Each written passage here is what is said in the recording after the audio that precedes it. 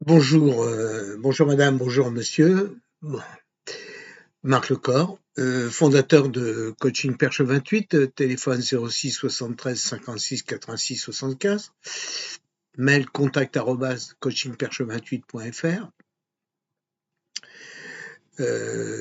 Nous allons voir aujourd'hui le Milton Model.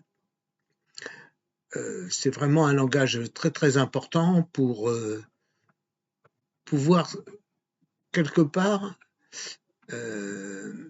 avec une personne arriver à un jeu subtil, je dirais, à lui donner des phrases qui sont très floues et lui, il va les compléter. C'est ce qui va vous permettre de comprendre par rapport au contexte de la situation ses pensées.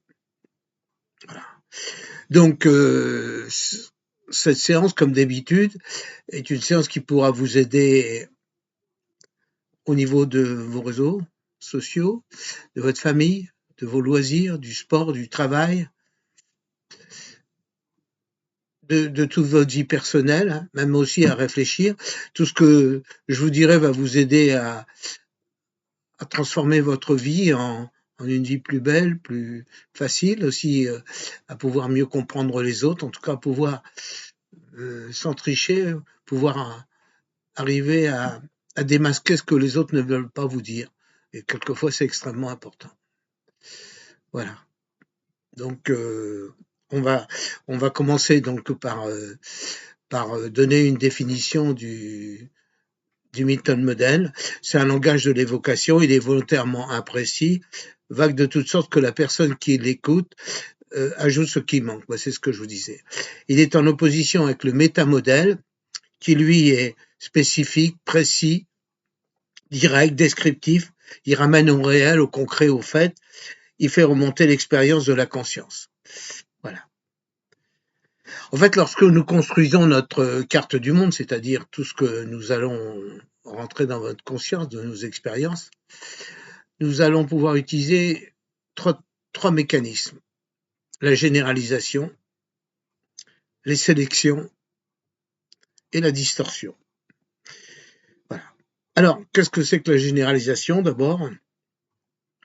Elle consiste à extrapoler à partir d'une expérience du contexte où vous êtes.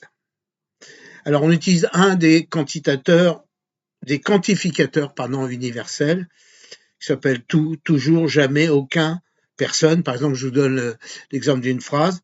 Tu peux laisser venir à toi tout ce qui est bon pour toi. Voilà. Aucune précision n'est apportée, aucune restriction n'est imposée. Deuxième élément de la généralisation, ce qu'on appelle les opérateurs modaux. Règles et limites, il faut, je ne peux pas. Il est possible qu'une sensation de bien-être et de détente apparaisse. C'est une technique là qu'on emploie souvent en hypnose. Rien n'est imposé, les résistances possibles diminuent. Évidemment, c'est ça le problème quand vous êtes face à quelqu'un qui a des valeurs, des croyances, des convictions. Si vous rentrez directement dans ses convictions, automatiquement, il va se fermer et progressivement se fermer de plus en plus et vous n'arriverez à rien. Donc, ce qui est important, c'est d'être plus vague par rapport au contexte pour arriver à ce qu'il permette de compléter par des phrases qui vont, comme je vous l'ai dit tout à l'heure, amener à découvrir un petit peu ce qu'il pense réellement de vous et puis en fait du contexte. Voilà. Alors, je vous l'ai dit, rien n'est imposé, les résistances possibles diminuent. Ça, c'était les opérateurs modaux après les quantificateurs universels. Troisièmement, les jugements de valeur.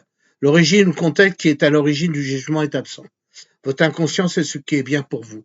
Là, c'est toujours pareil, c'est une phrase que l'on dit en hypnose.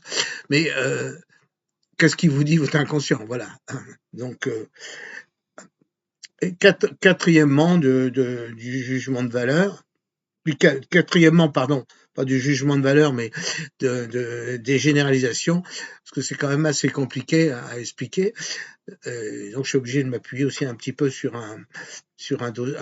quand même une feuille. Nominalisation, définition, transformation d'un processus dynamique en un nom ou un verbe transformé en substantif statique. Qu'est-ce que cela veut dire? Le sujet mettra ce qu'il veut sur la nominalisation. Par exemple, il est possible qu'une sensation particulière et en même temps, vous pouvez accéder à certaines ressources. Quelle sensation, quelle ressource? Faire des connaissances. Voilà. Donc là, vous voyez, c'est très vague, toujours pareil. Donc, je répète toujours, c'est souvent utilisé en hypnose, mais ça peut être utilisé évidemment dans bien autre chose. C'est une métaphore, ce sont des rêves éveillés. Voilà. Deuxièmement, les sélections. Omission simple. Il manque l'objet. Es-tu ouvert à ce qui est bien pour toi? À quoi on ne sait pas précisément. Vous êtes prêt à écouter? Écouter quoi? Deuxièmement, omission du comparé. Définition. Il manque l'autre terme du comparatif. Tu veux faire ce qui est le mieux. Qu'est-ce qui est mieux? Et par rapport à quoi? 3. Les verbes non spécifiques. Définition. C'est des verbes sans base sensorielle. On en avait parlé lors du VACO, sensoriel, c'est par rapport à l'ouïe, à l'odeur, à l'odorat, au toucher. Donc c'est des verbes, par exemple voir, c'est un verbe pour la vue. Entendre, c'est pour l'ouïe, etc. Savoir, comprendre, considérer. Ton inconscient fait ce qu'il faut. Tu peux découvrir ce dont tu as besoin. Tu as besoin de quoi? Voilà. Quatrièmement, l'absence d'index de référence. Le sujet du verbe n'est pas précisé. Quand on est confortablement installé, on peut se détendre plus facilement. Voilà. Donc, à partir du moment où je disais que on n'impose rien à l'autre, il va vous renvoyer quelque chose, un morceau de phrase, il va compléter parce que pour lui c'est un peu flou. Troisième élément, donc après la généralisation, la sélection, on va vers la distorsion, lecture de pensée. Nous faisons comme si nous savions ce que la personne pense. Ton inconscient, c'est ce qui est. Tu voudrais bien savoir ce qui va se passer. Voilà. On anticipe, mais avec des mots flous et il va répondre. Deuxièmement, relation de cause à effet. Deux événements différents sans lien obligatoire ni chronologie différente sont reliés par un lien de causalité. Alors que tu es là, tu peux laisser. Il est possible de renforcer alors que tu es là et que tu écoutes le son de ma voix. Tu peux laisser point de suspension. Troisièmement, présupposition. Un présupposé est une croyance qui entraîne ipso facto une action. Je ne sais pas quand tu vas te détendre. Quand vas-tu ranger tes affaires? Présuppose que la personne va ranger ses affaires. Voilà. Bien, voilà, donc on a passé ce qu'est le Milton Modèle. Vous pouvez, pour la partie théorique, aller sur Facebook, c'est le texto 84, là on est au 84e séance que je fais. Voilà, donc likez, envoyez-moi, téléphonez-moi, envoyez-moi un commentaire sur ça, c'est extrêmement important. Voilà. Écoutez, je vous remercie, je vous souhaite une bonne soirée, une bonne fin de week-end, et puis à la semaine prochaine pour continuer